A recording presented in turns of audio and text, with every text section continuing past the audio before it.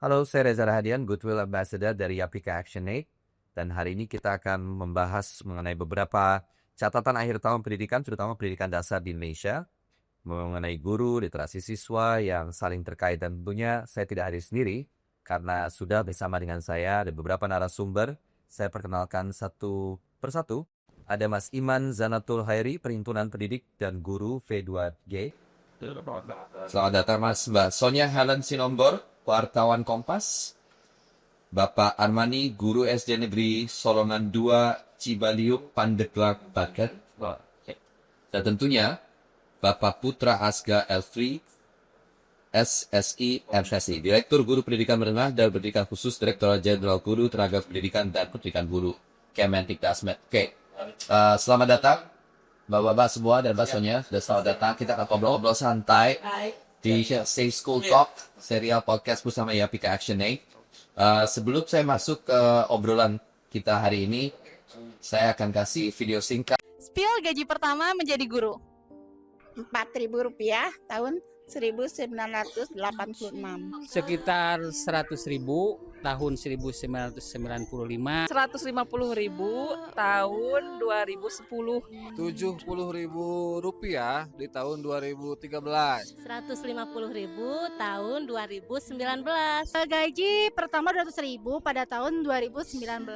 250.000 tahun 2021. 2022 350.000. 250.000 pada tahun 2023. 400.000 tahun baru sekarang 2024.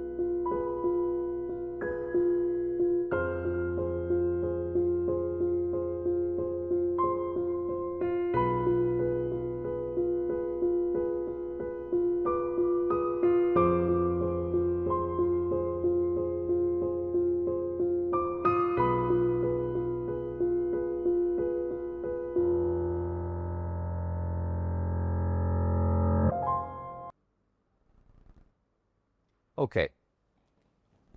Jadi ini akan menjadi salah satu topik pembicaraan kita, Bapak-bapak dan Mbak Sonia sekalian. Ya. Saya mungkin akan memulai dengan menyebutkan dulu data ini Kemendikbud tahun 2024. Ada sekitar 1,8 guru SD untuk mengajar 20 juta siswa. Di Mendikbudristek berdasarkan Kompas 21 Maret 2025 memperkirakan ada lebih dari 800.000 guru honorer dari sekitar hampir 4 juta guru mulai dari SD sampai dengan SMA. Kondisi ini sudah menjadi kondisi yang cukup lama bergulir. Kita udah bisa lihat dari tahun-tahun ke tahun problem mengenai gaji, mengenai pendapatan, hak hidup dari guru-guru, tenaga pengajar yang ada, baik yang sudah berstatus sebagai ASN maupun yang non-ASN. Saya mau mulai berbicara mengenai krisis literasi dari Mas Iman dulu. Saya ingin bertanya ke Mas Iman. Sebenarnya kalau menurut Anda, mengapa berbagai macam persoalan dari mulai guru honorer, kemudian mengenai kesejahteraan, lalu kualitas, ini seperti persoalan yang sebenarnya nggak pernah tuntas-tuntas amat. Selalu bergulir setiap tahun. Boleh mungkin Mas Iman? Iya, jadi sebetulnya ada 5 hal yang saling berkaitan. Yang paling mendasar tentu saja kesejahteraan ya. Semua pasti untuk kesejahteraan. Dan kesejahteraan guru ini bisa menopang kompetensi guru atau kualitasnya. Tetapi kemudian ini juga ditentukan oleh 2 hal lain, yaitu soal distribusi. Karena kalau bicara jumlah guru dan siswa, memang kalau dibandingkan sudah ideal 1 banding 12. Tetapi karena distribusinya tidak merata, kemudian ada sekolah-sekolah yang tidak berkualitas, ada yang berkualitas, jadi tidak merata. Ini distribusi yang Anda maksud adalah distribusi gaji? Distribusi guru di seluruh Indonesia. Gurunya, tenaga Gurunya, mereka. ya. Bagaimana dari satu geografis ke geografis lainnya, daerah 3T, daerah rural, daerah perkotaan, cenderungnya di perkotaan. Dan yang terakhir ada rekrutmen. Karena mohon maaf, rekrutmen guru yang dilaksanakan oleh pemerintah pusat, misalkan seleksi guru ASN, PNS, P3K, ini juga selalu menimbulkan masalah, yaitu sisa kebijakan yang masih di honorer. Kalau saya pakai istilah P1, P2, P3, P4, R1, R2, R3, R4, R5. Dan ini menciptakan kasta-kasta. Jadi 5 hal itu. Dan yang terakhir perlindungan guru. menurut kami 5 aspek ini kalau tidak diselesaikan maka tidak akan menyelesaikan masalah kualitas pembelajaran anak kita. Tapi yang mendasar tadi adalah kesejahteraan. Kesejahteraan yang justru menjadi Iya, problem utama. karena kesejahteraannya berkasta-kasta. Ya. Dari yang 20.000 sampai yang Pak Asgar, saya mau ke Pak Asgar. Pak, ini kalau kita lihat, saya jujur terakhir saya kunjungan itu ke Bima.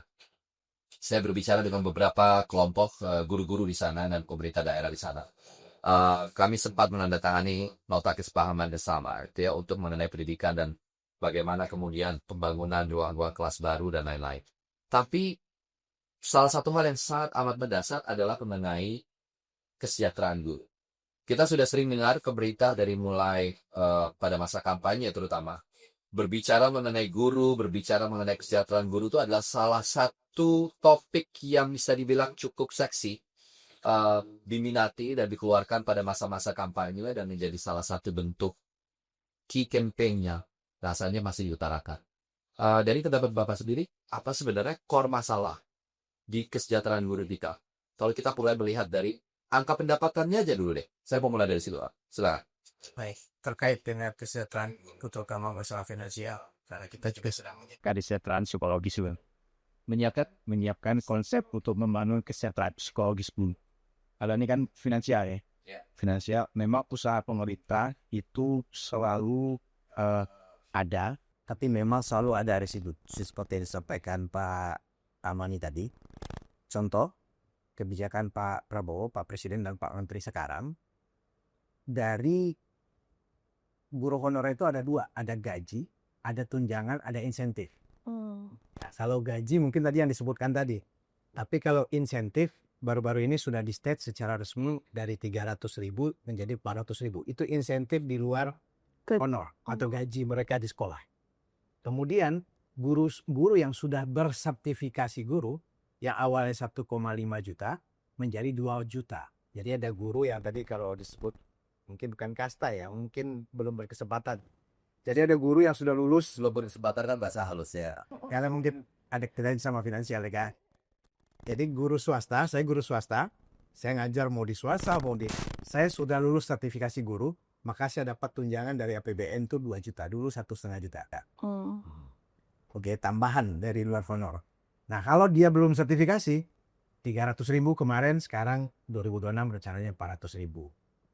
Nah itu yang terus diusahakan oleh pemerintah. Nah jalur untuk mereka mendapat tunjangan itu adalah mereka harus melalui proses pendidikan profesi guru namanya. Dan itu kita akselerasi dan tahun ini targetnya 800.000. Nah ini belum pernah terjadi sejak Undang-Undang Guru dan Dosen. Ya paling 200 sampai 300.000 per tahun, tapi tahun ini kita usahakan 800.000. Ini berkaitan dengan kesejahteraan karena begitu dia lulus, dia akan dapat yang namanya tunjangan profesi. Yang tadi saya sampaikan 2 juta per guru yang sudah bersertifikasi. Oke Pak, saya sudah mendengar ini dari Pak Presiden sudah pernah menyampaikan ini dalam beberapa forum dan salah satunya adalah di Hari Guru waktu itu. Dan cukup disambut baik tentunya.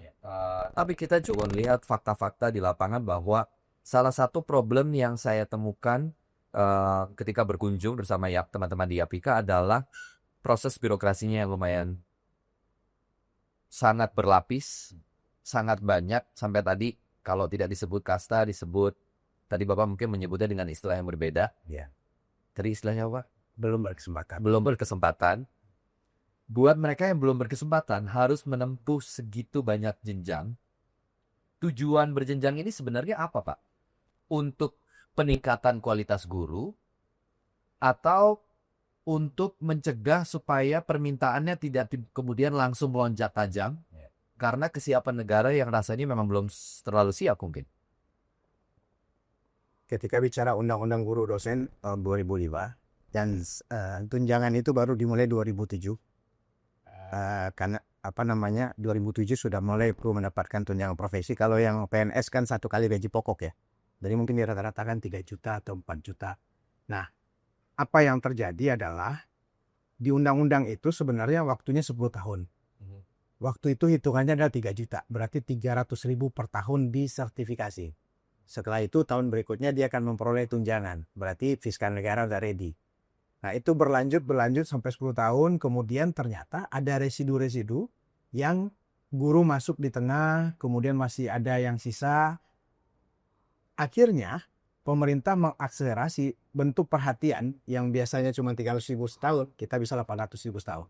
Nah, mungkin guru-guru tadi sedang menunggu nih. Jangan-jangan Bapak baru lulus ya. Iya, lulus PPG.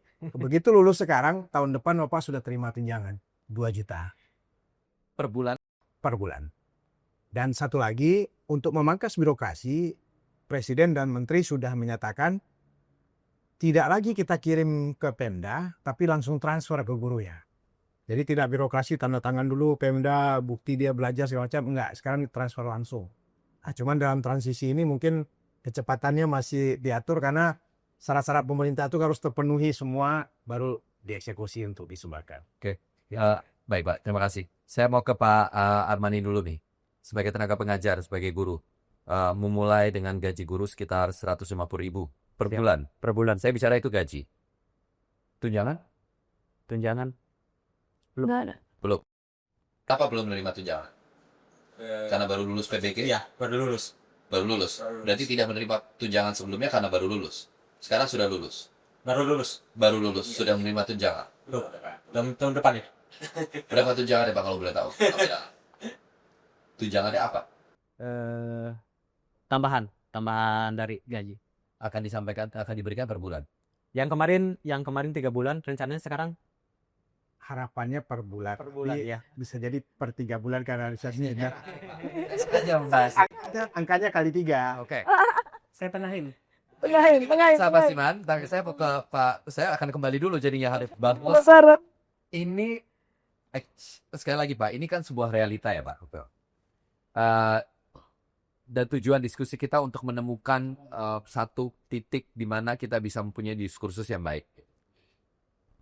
Kalau Bapak saja baru bisa menjawab kira-kira atau dalam bentuk perkiraan, berarti tidak ada harapan yang bisa dipegang sepenuhnya oleh para tenaga pengajar untuk tahu bahwa apakah ini menjadi satu tunjangan yang clear per bulan akan diberikan.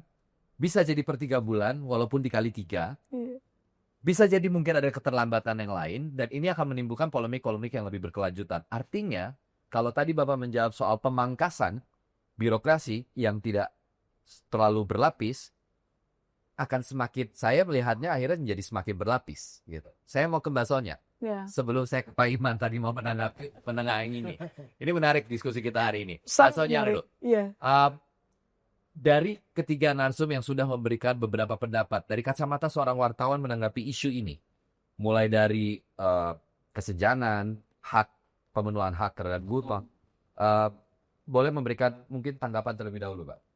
Ya, terima kasih Mas Reza. Bicara guru itu sebenarnya bicara persoalan yang nggak pernah selesai. Kalau kita dari kacamata media ya, mau mulai dari mana? Mulai dari kesejahteraan aja udah miris sekali. Jadi ini saya kalau kita wartawan tuh sering melihat memang benar-benar tanpa tanda jasa ya. Yang lagu apa ada kata terpuji sih. Terpujilah. Tapi pahlawan tanpa tanda jasa ini sampai sekarang kok tanpa tanda jasa terus Mas Reza. Nah, ini yang menjadi perhatian saya semasa Covid itu rajin sekali ya Pak Iman kita bikin dialog-dialog malah dengan guru-guru honorer yang saya ingat sekali, saya nggak bisa lupa Mas Reza. 3 tahun lalu kalau nggak salah, seorang guru di Palu, dia cerita Mbak Sonya, boro-boro dapat uang. Saya nyambi jualan bensin eceran. Karena honorer saya 200.000 nggak itu. Jadi saya ini hanya bangga sebagai guru Mas. Dipanggil Pak Guru. Tapi realnya sesungguhnya bukan yang seperti dibayangkan oleh murid-murid. Jadi itu hanya berhenti di kekaguman. Ya. Jadi ini realita yang sebenarnya meski ya saya tidak menafikan bahwa pengangkatan tadi PPPK, P3K itu kan itu juga sesuatu kemajuan. Ya. Tapi berapa yang sudah terangkat kan yang belum terikut dalam ini kan masih banyak sekali. Bahwa kita mengapresiasi iya. Tapi masa sih nggak ada cara yang lebih ya kita tuh kebetulan saya keluarga guru banyak sekali Mas Reza. Saya tuh merasa betapa panjang sekali penantian ya Pak ya. Panjang sekali. Ponakan saya kemarin bilang, akhirnya saya diproses. Dia hampir berhenti berharap. Nah, masa sih guru yang sudah mendedikasi kali hidup sedemikian rupa kepada dunia pendidikan harus terus berharap sampai ini. Ini sangat relevan dengan profesi yang sudah dijalani oleh Pak Armani. Iya. 15 tahun ya Pak? Saya 15 tahun honorer, baru diangkat kemarin P3K di 2023. Ya. Ya. Butuh waktu. Waktu ya. Itu pun ya tambahan. Itu pun saya dari 2008 itu mengajar dalam satu kelas 6 rombel. Kelas 6 rombel. Satu kelas 6 rombel. Astaga. Iya. Kenapa? Karena kan itu sebetulnya kelas jauh, Pak. Ada kelas jauh. Karena waktu itu apabila tidak didirikan kelas jauh, siswa itu tidak sekolah. Karena ke sekolah induknya itu jauh. Ya, karena kelas Ya jauh. kan satu permasalahan lain lagi. Iya. Di luar kita bicara soal kesejahteraan guru dan lain-lain. Ada persoalan-persoalan yang seperti ini dan tidak satu masalahnya. Saya selama di APK 11 tahun. 11. Banyak sekali persoalan seperti ini. Kelas jauh, satu kelas bisa ada 6 rombongan 6 rombel. belajar, kemudian ada yang kemudian belajarnya karena ruang kelasnya tidak tersedia, akhirnya dialihkan ke rumah ketua RT-nya, RW-nya, dan lain-lain. Oke, ini menarik. Saya akan tahan dulu di situ buat kayak teman ini karena saya akan membahas itu lebih lanjut. Ini saya mau ke Pak Iman Noah nih. Soal menengahi tadi, apa yang mau ditengahi dan kenapa? Itu dulu. Iya, yang pertama memang sekarang terjadi percepatan seperti tadi PPG, seperti tadi sertifikasi guru melalui TPG gitu dan sebagainya. Tapi kemudian dasarnya ini kita menyentuh persoalan dasarnya. Pertama apa? Yang pertama mohon maaf, bukan hanya Kemendikbud ya, guru itu bukan hanya guru sekolah. Tapi ada sekolah di sekolah swasta, madrasah negeri dan madrasah. Iya, betul. Sekarang ada sekolah kayak sekolah Kementerian Sosial lagi, ada macam lagi. Nah, kalau kita gabungkan semua itu dan kita lihat ternyata masih banyak yang upahnya sangat minim. Intinya adalah negara kita ini masih gagal dalam menyelenggarakan pendidikan sehingga diselenggarakan oleh swasta. Jadi swasta itu membantu. Swastanya nggak punya uang sehingga gaji kecil, 250.000, 350.000. Disinilah yang menurut saya mestinya ada peran pemerintah. Ada peran pemerintah lewat PPG. Gurunya harus sekolah lagi, dapat sertifikasi. Bisa langsung cair? Tidak. Dia harus memenuhi jam, minimal 24 jam. Kalau tidak terpenuhi, tidak cair. Oh dapat, kecuali yang 300.000. Ya. Makanya 300.000 naik 100.000. Ya memang itu alhamdulillah. Tapi kayaknya belum menyentuh basic income dari buruh. Jadi masalah utamanya tadi, kita butuh upah minimum senasional, buruh seapapun. Karena seperti sekolah jauh tadi, negara jangan dulu bayar kualitasnya deh. Bayar kehadirannya dulu. Enggak membayar kehadiran sebagaimana satpam, sebagaimana penjaga sekolah, ada upah minimumnya di Kementerian Keuangan. Ya, karena menurut saya ini juga menjadi sangat krusial karena kehadiran justru menurut saya ya, kehadiran guru-guru seperti Pak Armani yang masih menyempatkan waktu untuk mengajar di kelas-kelas jauh, ini kan harusnya menjadi perhatian negara untuk bisa harga mahal. Iya dong. Harganya mahal. Harusnya. Kenapa harganya mahal? Pertama, mengajar di tengah situasi yang sangat sulit. Ekstra. Ini extraordinary situation nih, bukan situasi yang biasa. Transportasi, makan dan lain-lain. Kemudian bagaimana di satu ruang kelas dengan 6 rombel tadi misalnya, dan ini kasus yang banyak. Saya kembali ke Pak Asga dulu. Pak, saya mau tanya ke Bapak. Dari sekian banyak problem, rasanya kami sudah sering mendengar kalau pemerintah bilang, ya ini negara besar tentu punya problem yang tidak sedikit, problem antar daerahnya beda-beda, regulasi antar daerahnya beda-beda. Saya terpikir, ini tadi saya bahas, apakah memungkinkan dan siapa yang bisa mengeksekusi ini? Ketika negara memberlakukan satu kebijakan baru, seluruh gaji, terlepas dari upah minimum pendapatan daerah ataupun kalau di Jakarta UMR-nya, itu ada standar minimum gaji guru nasional. Ini Berat ya Pak? Nanti kalau keluar itu bahaya loh, keluar angka, aduh, persentase aja bisa. Angkanya nggak apa-apa dulu Pak, kita nggak bahas angkanya. Tapi kebijakan itu mungkin ya? Itu bagus. ketika kebijakan contoh rekrutmen ya dan semua terkait gaji segala macam itu lintas kementerian, pasti diskusinya tidak bisa di satu kementerian. Ya. Contoh rekrutmen saja itu ada Menpan, BKN, ada Kemenkyu dan seterusnya. Setelah formasi kita hitung, kemudian ada penambahan guru, Kemenkyu harus hitung, dapat kesetujuan, karena itu implikasinya tahun depan harus disiapkan anggaran. Tapi kan Kemenkyu-nya uangnya katanya banyak, pasti bukti salurkan. Ini masih Kemenkyu yang lama. Jadi kalau memungkinkan, mungkin kalau ini jadi diskusi dan diiterasi dan presiden mendengar dan Berarti presiden butuh mendengar ini dong, Pak. Ya, Presiden dan menteri lah. ya hitungannya lumayan. Ada hitungan. Coba. Misalkan anggaran pendidikan kita dari 20% lebih itu kan 320 triliun. Oke. Dari APBN ya? Ya, APBN untuk Porsi pendidikan. 20%. Untuk pendidikan 750 triliun. Misal contoh. Seandainya semua guru 3,3 katakanlah ya, kita pakai anggaran tersebut, diberikan 2 juta rupiah untuk semua guru tanpa terkecuali, itu hanya 80,6% atau sepertujuhnya dari anggaran pendidikan. Sepertujuh dari anggaran pendidikan. Baru tunjangan ya. Baru tunjangan. Itu gaji aja, kita gaji universal basic. Disatukan Ya. Seandainya itu tidak boleh semuanya, misalkan honorernya saja. Hanya honorer kita hitung misalkan 700.000 lah katakan. 700.000 yang gaji 50.000, kita kasih mereka 2 juta rupiah semua, rata, itu hanya 16,9 triliun. Itu hanya sekitar, kalau kami hitung ya, 2,2% dari APBN untuk pendidikan. Bahkan kalau kami hitung itu hanya sekitar 1% dari anggaran MBG yang diambil dari pendidikan. Guru honorer yang diberikan 400.000 per bulan dari pemerintah, kalau kami hitung itu harganya cuma 1 piring MBG per hari. Jadi negara hanya bisa ngasih 1 piring MBG per hari untuk bantuan insentif kepada guru honorer. Jadi menurut kami dengan uang sebesar itu, kami akan mendorong kementerian supaya bisa Pak berarti Pak. Kalau saya ngeliat Pak Aga sih dari gabung-gabungnya kayaknya mungkin gitu. Karena gini Pak, kenapa saya tertarik membahas ini? Pertama, kalau kita selalu mengukur problem itu secara sporadis, artinya problem selalu berbeda-beda. Menurut saya pribadi, itu adalah persoalan yang tidak akan pernah selesai dibahas. ya. Yang dibutuhkan adalah penetapan kebijakan. Dan penetapan kebijakan, kalau kita ngomongin soal anggaran, saya yakin bahwa pemerintahan Pak Prabowo khususnya, Pak Presiden itu selalu berpihak pada rakyat. Kalau yang kita dengar dari beberapa pidato-pidatonya, nggak boleh ada rakyat yang susah makan, nggak boleh ada anak-anak yang nggak sekolah, nggak boleh ada guru-guru yang terlantar, dan lain-lain. Maka rasanya tidak berlebihan dong, ketika ini juga harus didorong. Ke siapa dorongnya Pak? Lagi-lagi mungkin inisiatif dari perhitungan Pak Imam tadi, kita diskusi dan lebih langsung.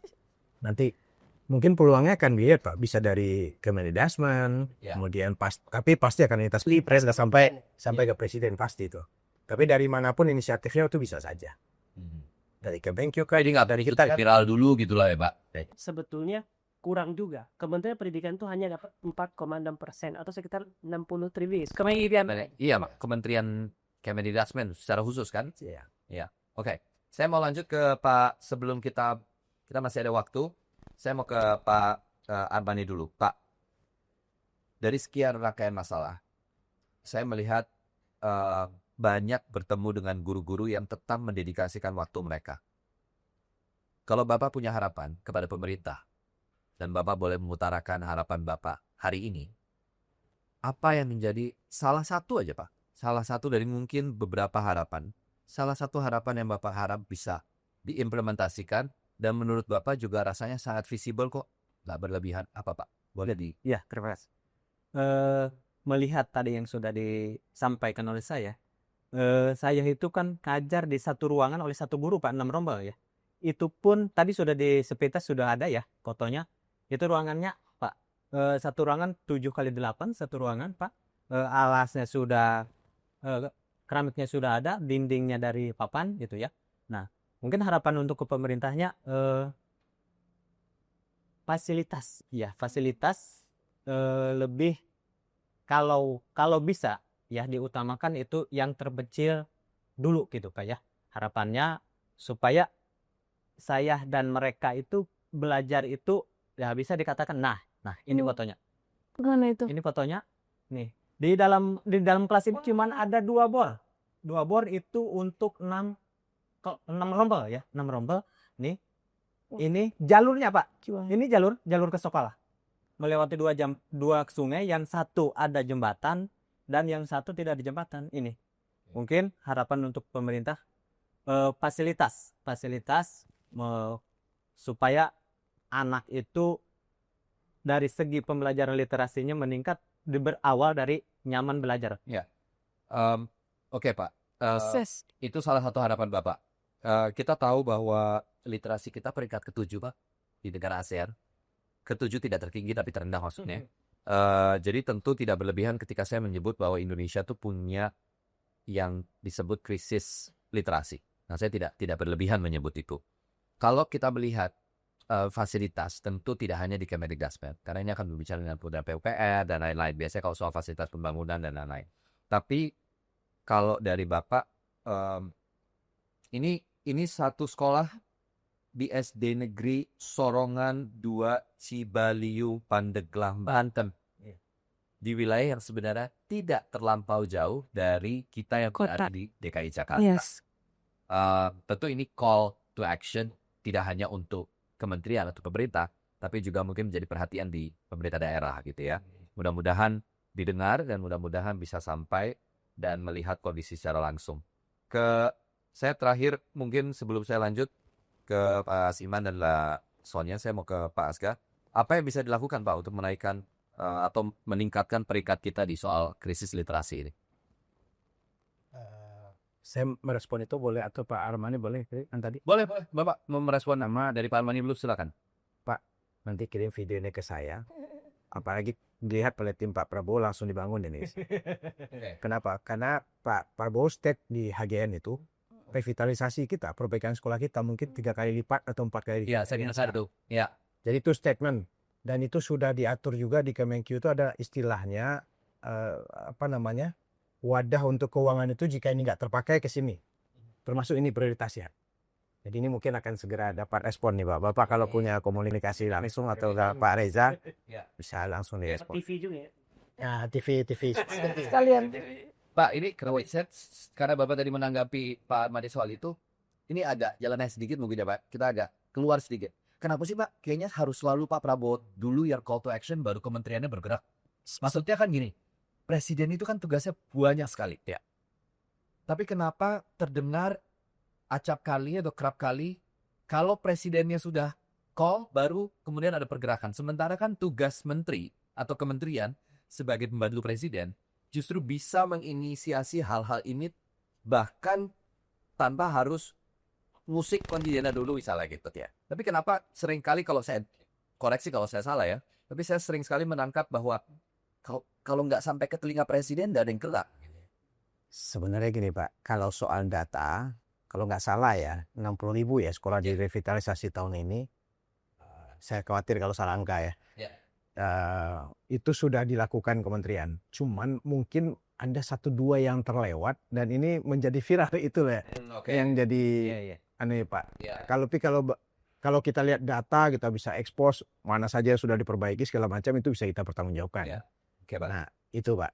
Soal literasi tadi mungkin mau ditanggapi. Literasi ini sebenarnya kita tidak hanya darurat literasi. Kalau mau kita autokoreksi, kita juga darurat numerasi.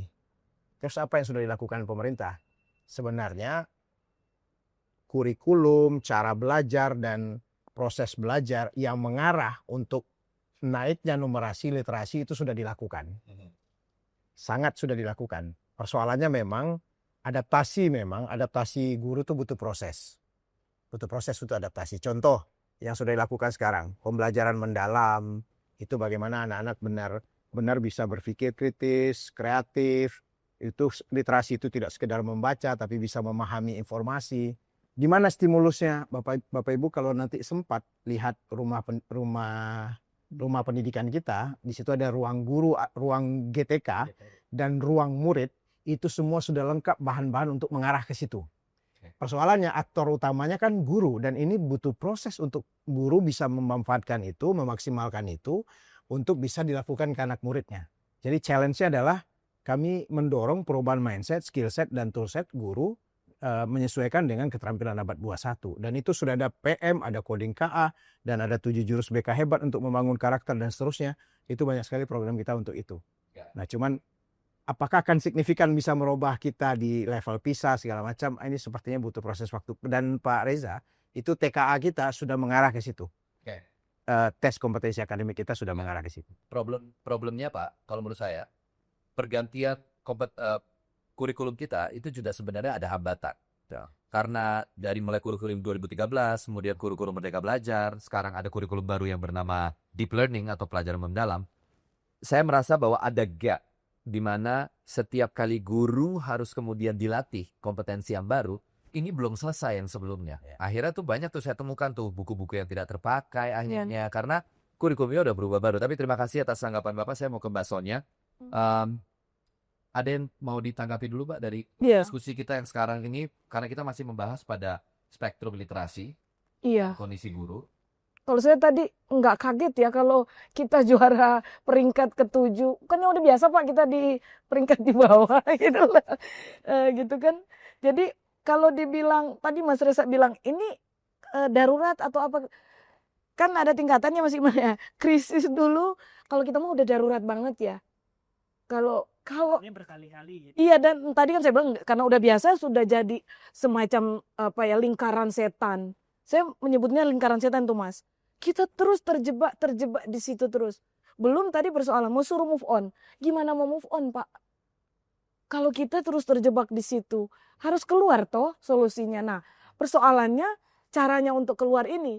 Sementara kita berkutat di sini, kita belum tahu cara keluar. Di depan mata, ini mau bonus demografi.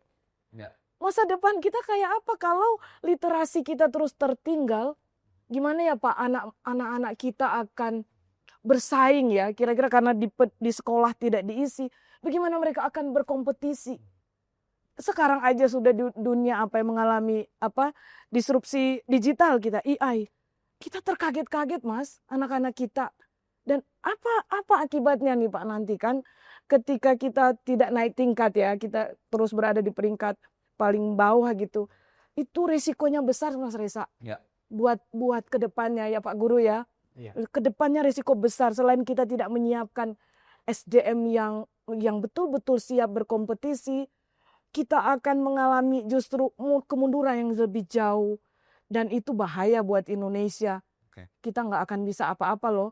Hanya anak-anak kita akan menjadi penonton Mas. Di masa depan mereka datang dengan segala hal. Sedih sih sebenarnya kalau dengar percakapan tadi Bapak Guru tadi harus berjuang. Dan ini kan kaset, kalau kami pembahasan kaset rusak ya yang terus diputar gitu kan. Cerita ini kan yang salah satu, gambarnya salah satu. Mari kita pergi keluar kan ke daerah-daerah gitu. Nangis-nangis Mas. Sedih. Saya nanggapi aja ya, sedih sekali. Masih Mas. Iya, untuk literasi kami kira sejak lama World Bank sudah menyatakan ya schooling without learning. Jadi anaknya sekolah tapi belum tentu belajar. Menurut Sekolah tapi belum tumbuh belajar. schooling without learning. Bersekolah Tapi tidak tidak belajar. Nah ini yang menurut saya harus didalami lain. Karena bisa jadi secara praktik, bisakah kita menghitung berapa jam anak-anak kita membaca di sekolah? Ya. Jangan-jangan di sekolah tidak membaca atau jangan tidak menghitung. Kenapa seperti itu? Faktor gurunya. Kenapa Gurunya bisa. ada gurunya yang nggak hadir, ada inti metodenya yang mungkin bermasalah, ada guna sibuk administrasi, maka itu yang harus diselesaikan dari hulunya. Lalu kenapa gurunya tidak bersemangat? Kita lihat apakah dia jadi guru, niat jadi guru, bermimpi jadi guru. Ternyata tidak semuanya seperti itu. Ada kecelakaan sejarah, ada yang dia nyari sambilan dan lain sebagainya. Maka pemerintah sejak dari hulu harus memperbaiki ini. Saya ada satu cerita yang menurut saya sangat miris ya, bagaimana negara memperlakukan dulu. Sama seperti Pak Armani, ada yang belasan tahun menjadi honorer baru diangkat kemarin. Jadi kita apresiasi kebijakan pengangkatan P3 besar-besaran. Waktu mau diangkat 1 tahun lagi pensiun.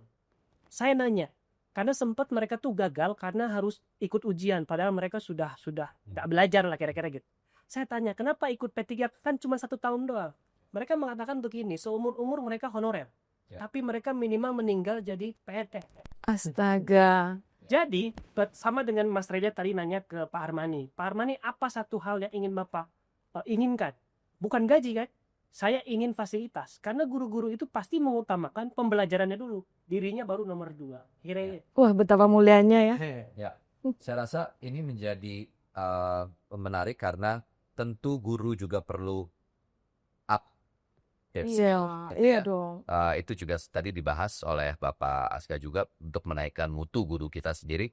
Tapi kan saya selalu percaya bahwa kenaikan mutu juga didorong oleh kesejahteraan guru itu sendiri. Back to kesejahteraan. Karena core-nya itu bagi saya pribadi setidaknya adalah kesejahteraan. Itu ya kerap kali juga sering disampaikan oleh Bapak Presiden dalam berbagai macam forum. Oke, saya mau satu statement terakhir dari Bapak dan Ibu sekalian. Singkat saja dari Pak Armani, apa yang ingin disampaikan Pak? Terakhir sebagai penutup. Yang ingin disampaikan pada kesempatan ini, untuk guru-guru yang mungkin di luar sana masih banyak fasilitas kurang, tetap semangat. Kita tujuannya selain untuk mencerdaskan anak bangsa, juga kita sebagai ladang amal buat kita nanti. Terima kasih, itu saja. Oke. Dari Pak Asga, silakan Pak. Bapak Ibu guru seluruh Indonesia, kami terus memikirkan kesejahteraan guru baik dari finansial maupun psikologis. Karena guru sejahtera, siswa bahagia, semangat belajar, Indonesia jaya. Maksudnya? Pesan buat guru-guru ya? Apapun. Iya, kalau saya sih pendidikan ini adalah wajib. Wajib, dan itu menjadi tanggung jawab negara untuk memenuhinya. Karena itu jangan jangan kemudian situasi ini terus-menerus terjadi. Harus ada perubahan. Kalau nggak berubah, ya kita tidak akan pernah maju. Dan tentu yang kita sayangkan, ini Indonesia mau dibawa kemana? Kalau kita tidak bertindak sekarang, kapan lagi? Ya, Mas Iman? Selama pemerintah belum menetapkan upah minimum untuk semua guru di Indonesia tanpa terkecuali, menurut saya pemerintah tidak akan pernah melaksanakan amanat konstitusi, mencerdaskan kehidupan bangsa. Oke, baik. Pertama saya mengucapkan terima kasih pada Bapak Pak Armani, Pak Asga, Mbak Sonya, Mas Iman. Terima kasih sudah berkenan hadir. Senang sekali rasanya kita bisa berdiskusi dengan santai, Pak. Dan tentu sebagai sebuah closing statement sudah disampaikan oleh Bapak Ibu sekalian, saya berharap bahwa tentu kita membutuhkan guru-guru yang berkualitas untuk memenuhi hak pendidikan yang baik tentunya bagi anak-anak. Tapi saya sangat setuju, saya akan meng-highlight satu poin terakhir, bahwa tidak salah ketika mungkin ini bisa menjadi bahan pertimbangan bagi pemerintah dalam hal ini untuk menentukan upah minimum guru secara nasional. Terima kasih, sampai jumpa di Talks bersama Yapika berikutnya. Thank you. Terima kasih. Thank you.